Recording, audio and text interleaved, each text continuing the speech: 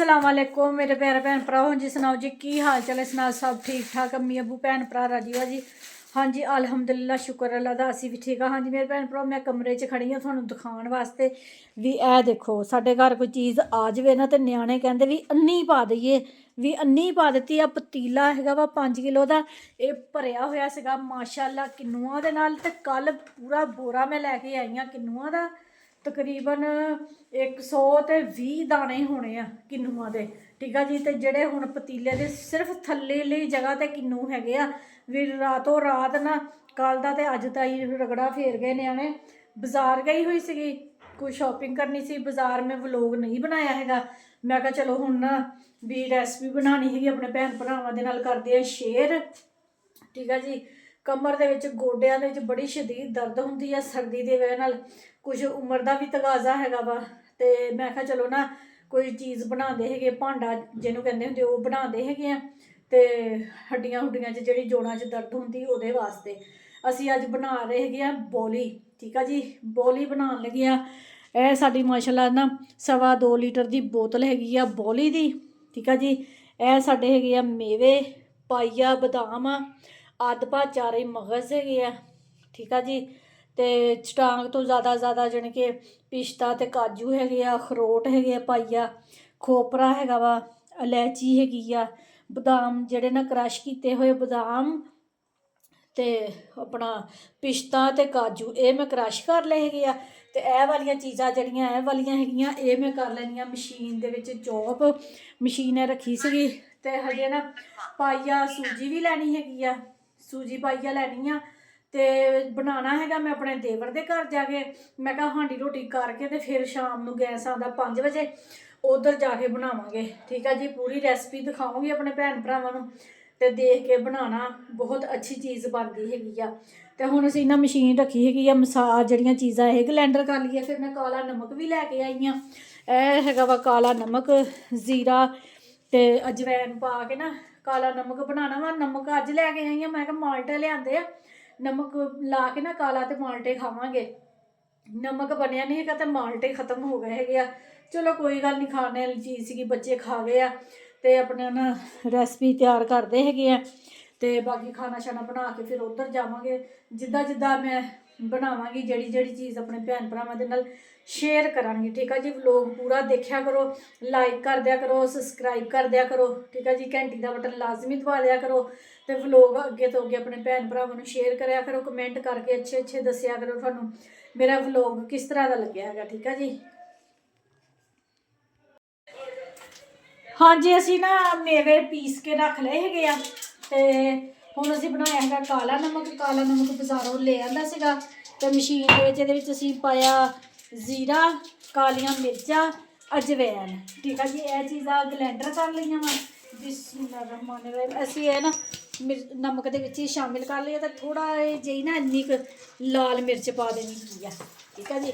तो ये साडा इन्ना ज़बरदस्त नमक बन जाना वा ना माल्टियां ते पा के खाओ ला के खाओ तो अमरूदां ते पा के खाओ मेरे मूँह च पानी आन लग पिया वा नमक तो बना लिया तो माल्टे पर न्याणे खा गए आ चलो हुण फिर होर ले आवांगे तो नमक असीं ना पा के रखांगे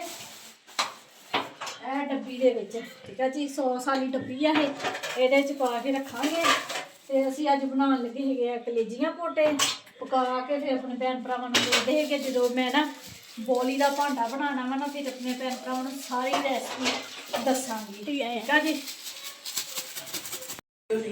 हाँ जी माशाल्लाह सालन साडा बन गया है वा ए देखो बहुत ज़बरदस्त बन गया वा पोटा लाओ तो रोटी खाओ आ दुध कढ़ लिया है वा चाय बनाने वास्ते तो मैं चली ही हुण उधर अपने देवर वाल उधर जाके मैं अपना भांडा बनाना वा अपना भांडा नहीं बनाना बौली का भांडा बनाना है वा तो हुण जांदे आ उधर ते जाके फिर देखते हैं भी की सिस्टम है वा।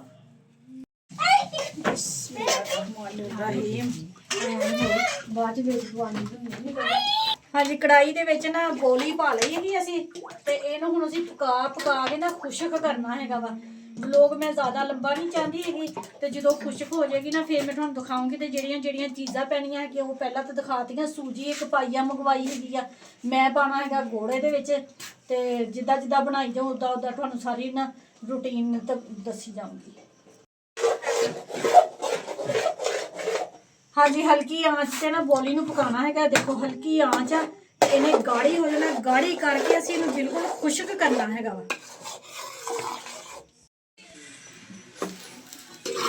ਹਾਂਜੀ ਬੋਲੀ ਦਾ ਨਾ ਪਾਣੀ ਖੁਸ਼ਕ ਹੋ ਗਿਆ ਵਾ ਤੇ ਹੁਣ ਅਸੀਂ ਨਾ ਤਕਰੀਬਨ ਪਾਈਆ ਸਾਰਾ ਨਾ ਘੇ ਪਾਉਣ ਲੱਗੇ ਹੈਗੇ ਆ।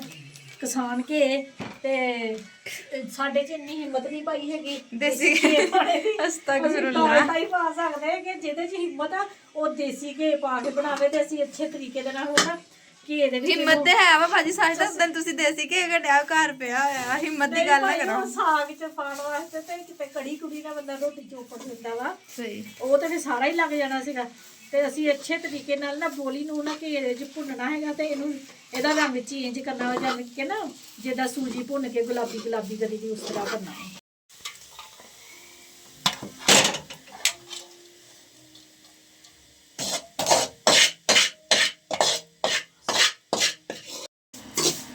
ਹਾਂਜੀ ਬੋਲੀ ਕੱਢ ਲਈ ਆ ਕੜਾਈ ਦੇ ਵਿੱਚੋਂ। ਕੜਾਈ ਬਹੁਤ ਜ਼ਿਆਦਾ ਖਰਾਬ ਹੋ ਗਈ ਸੀ। ਕੜਾਈ ਨੂੰ ਮਿਸਬਾ ਨੇ ਅੱਛੇ ਤਰੀਕੇ ਦੇ ਨਾਲ ਮਾਂਜਿਆ, ਹਜੇ ਵੀ ਆ ਦਾਗ ਰਹਿ ਗਿਆ ਵਾ।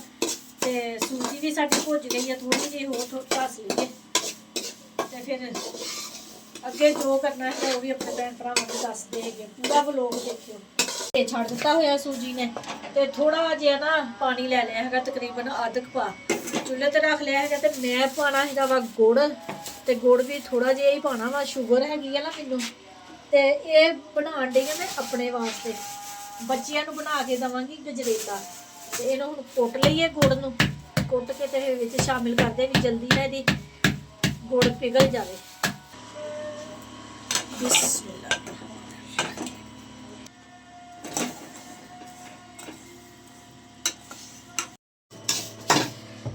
ਹਾਂਜੀ ਚਾਸ ਬਣਾ ਲਈ ਹੈਗੀ ਆ। ਦੁਬਾਰਾ ਕੜਾਈ ਰੱਖ ਲਈ ਹੈ ਚੁੱਲ੍ਹੇ ਤੇ। ਇਹ ਸਾਡੇ ਬਦਾਮ ਹੈਗੇ, ਸਾਰਾ ਕੁਝ ਪੀਸਿਆ ਹੋਇਆ ਪਹਿਲਾਂ ਦਿਖਾਇਆ ਆਪਣੇ ਭੈਣ ਭਰਾਵਾਂ ਨੂੰ। ਬਿਸਮਿਲ੍ਲਾ ਰਹਿਮਾਨ ਰਹੀਮ।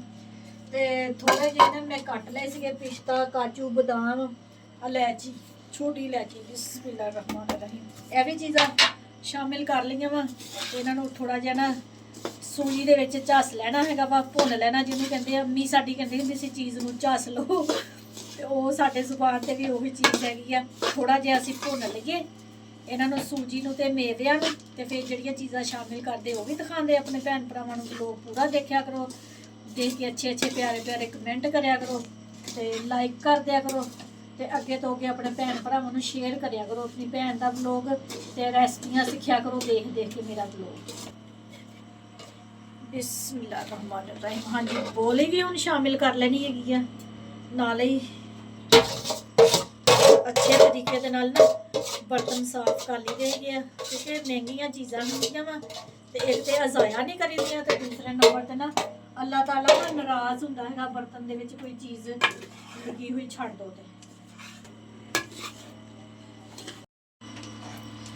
ਹਾਂਜੀ ਸਾਰੀਆਂ ਚੀਜ਼ਾਂ ਮਿਕਸ ਕਰ ਲਈਆਂ ਵਾ। ਤੇ ਚਾਸ ਬਣਾਈ ਸੀ ਗੁੜ ਦੀ, ਤੇ ਗੁੜ ਦੀ ਚਾਸ ਸੀਗੀ ਭੁੰਨ ਕੇ ਪਾਈ ਦੀ ਆ। ਬਿਸਮਿਲ੍ਲਾ ਰਹਿਮਾਨ ਰਹੀਮ। ਗੁੜ ਮੈਂ ਨਾ ਥੋੜਾ ਹੀ ਪਾਇਆ ਹੈਗਾ ਵਾ, ਤਕਰੀਬਨ ਇਹ 'ਚ ਜ਼ਿਆਦਾ ਗੁੜ ਪੈਣਾ ਸੀਗਾ ਤੇ ਮੈਂ ਇਹ ਵੀ ਥੋੜਾ ਨਹੀਂ ਗਾ, ਇਹ ਵੀ ਸਹੀ ਆ ਬਸ। ਵੀ ਜਿੱਦਾਂ ਜ਼ਿਆਦਾ ਗੁੜ ਹੁੰਦਾ ਵਾ ਨਾ ਉਦਾਂ ਨਹੀਂ ਪਾਇਆ ਹੈਗਾ ਭਾਈ। ਤੇ ਇਹ ਵੀ ਮੈਂ ਕਿਹੜਾ ਇੱਕ ਦਿਨ ਦੇ ਵਿੱਚ ਖਾਣਾ, ਥੋੜਾ ਥੋੜਾ ਕਰਕੇ ਦਵਾਈ ਸਮਝ ਕੇ ਨਾ ਖਾਣਾ ਹੈਗਾ ਭਾਈ। ਗੋਡਿਆਂ ਦੇ ਵਿੱਚ ਬਹੁਤ ਦਰਦ ਹੁੰਦੀ ਪਈ ਆ, ਤਾਂ ਕਰਕੇ ਬਣਾਇਆ ਵਾ ਭਾਂਡਾ। ਵੀ ਕਸਮੇ ਹੁਣ ਮੈਂ ਬੈਠੀ ਆ ਤੇ ਉੱਠਣਾ ਮੁਸ਼ਕਲ ਹੋ ਜਾਣਾ ਹੈਗਾ ਵਾ, ਇੰਨੀ ਗੋਡਿਆਂ ਦੇ ਵਿੱਚ ਦਰਦ ਹੁੰਦੀ ਆ, ਕਮਰ 'ਚ ਇੰਨੀ ਦਰਦ ਹੁੰਦੀ ਆ। ਮੈਂ ਕਿਹਾ ਚਲੋ ਥੋੜੀ ਜਿਹੀ ਤਾਕਤ ਵਾਲੀ ਚੀਜ਼ ਬਣਾ ਕੇ, ਇਹ ਮੈਂ ਆਪਣੇ ਵਾਸਤੇ ਬਣਾਇਆ ਵਾ ਤੇ ਆਪਣੇ ਬੱਚਿਆਂ ਨੂੰ ਮੈਂ ਬਣਾ ਕੇ ਦੇਣਾ ਵਾ ਗਜਰੇਲਾ। ਉਹ ਗਜਰੇਲਾ ਖੁਸ਼ ਹੋ ਕੇ ਖਾਂਦੇ ਹੈਗੇ ਆ, ਇਹਨਾਂ ਨੂੰ ਫਿਰ ਗਜਰੇਲਾ ਬਣਾ ਕੇ ਦਿਓ। ਹਾਂਜੀ ਟਰੇਆਂ 'ਚ ਪਾ ਲਈਆਂ ਵਾ ਦੋਨੇ ਚੀਜ਼ਾਂ, ਦੋਨੇ ਚੀਜ਼ਾਂ ਕਹਿੰਦੀਆਂ। ਬੋਲੀ ਦੀ ਬਣਾਈ ਹੈਗੀ ਅਸੀਂ ਪੰਜੀਰੀ, ਖਾ ਲਓ। ਟੁਕੜੀਆਂ ਕਰਦੇ ਪਏ ਹੈਗੇ ਆ।